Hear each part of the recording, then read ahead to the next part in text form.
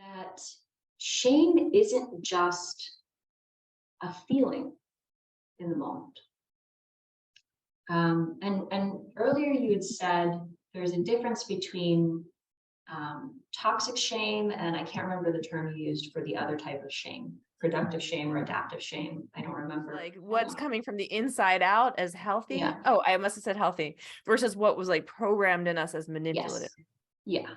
So shame is actually a pro-social experience. At the core of it, humans, we are programmed to feel shame as a part of going, wait, hold on, I did something that actually hurt another person. And I need to really take a look at what is going on inside of me that caused me to do that. So there's some overlap here with guilt, right? So guilt can be feeling remorse about something you've done that's been destructive or harmful, right? But shame is a piece that helps us feel often a sense of disconnection from our sense of belonging or our sense of, I guess sense of belonging is the best way to say it at this moment. So when we have that, it motivates us to go, hold on, how do I belong again? How do I repair, right?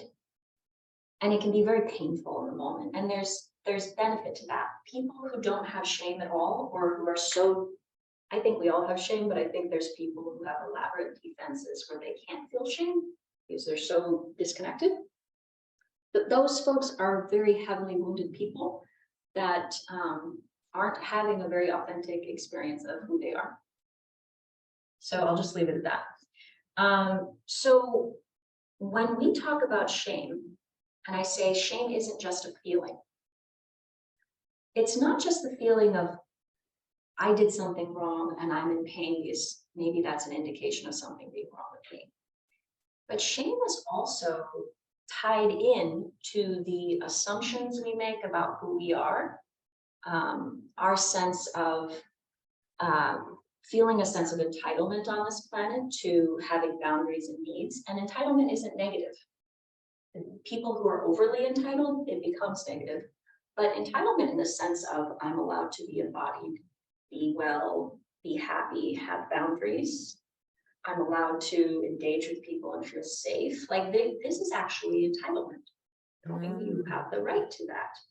So shame is this like little whisper, like this unconscious process that goes, you don't have a right. You don't have a right to exist. You don't have a right to feel. You don't have a right to have boundaries. You don't have a right to make a space for yourself in the world to feel safe and whole and well. So when you talk about toxic shame is this experience of your identity and who you are being so completely intertwined with that little whisper of shame, right? That goes, do you really have a right? Are you sure this isn't just about you?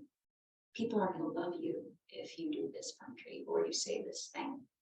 Or you can't not work yourself to death at this job because then doom will happen, right? So there's some shame and fear I'm talking about that are intertwined, and they're usually intertwined. So toxic shame is when you've got this sense of shame that's ingrained into your personality, into who you are. And many times people talk about toxic shame in the context of other extreme behaviors like severe addiction or in personality disorders, right? But actually people who are codependent have toxic shame too. We just have like a really sneaky way that toxic shame plays a part in our life because we get so much rewards from society about being this way. And we also have this way of, what's another way to say it? We're like pillow fluffers. Like we're like, oh, let me make you feel comfortable. Like, so because of that, you know, we tend to be like on the more loving or positive side of the spectrum. Or if we get negative, it's like, oh, well, you know, I'm depressed. And that's not because of my codependency, but more like, oh, I'm just randomly depressed. Like it's an imbalance of neurotransmitters, which is true in a way, but we don't tend to connect it to like, oh, this is true. From repressing my needs and my boundaries and my feelings and ending up in relationships with people who are abusive or exploitative, right? Or even creating dynamics with people where people are tempted to take advantage because we don't have boundaries with them, or we have so little boundaries, right? So that's the toxic shame that I believe you were referring to, versus just situational shame that's kind of adaptive. What I'm hearing you say, and please correct me if I'm mishearing it, which is if we're in a healthy environment, when we feel that it's a time to check in and adapt our behavior for the health of the whole system. But if we're in an unhealthy environment where we're revolving around a parent, like that shame from not meeting their needs all the time is what I would call like not a healthy shame. So I think that the same feeling of, oh, mayday, I'm not belonging, I need to assess, like I love that word pro-social, and I imagine that is the academic, like that's like the proper thing that it is, which is pro-social. But if it's pro being part, like belonging to an unhealthy system, that's where I think, if I'm hearing you correctly, it can get us into trouble. Yeah.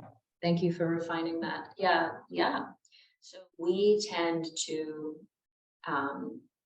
in our environments in childhood, if we are in an unhealthy, dysfunctional environment, this is going to be traumatic. And this is where we start to weave in meaning about the self that's oriented around, I am not enough, I didn't do enough, it's all because of me that my parents are this way toward me, this is the toxic shame piece, right? Where somebody's making you feel bad about the fact that you're saying no. If you're feeling shame because you said no, because you were preference. Yeah, because you actually put your own needs and boundaries first. Or at all in the equation. Exactly, like that, okay, that is toxic shame, right? And it's that usually connects to a whole system of like threads of shame that are entwined into the personality of somebody who's codependent, right? It's not just I feel bad for setting a boundary or possibly hurting someone. It's because I don't have a right to have boundaries or needs, people won't show up for me. I can't trust that people will also care for me too. So I'm taking care of the both of us. I'm managing all of this, I'm doing this. It's like woven in there.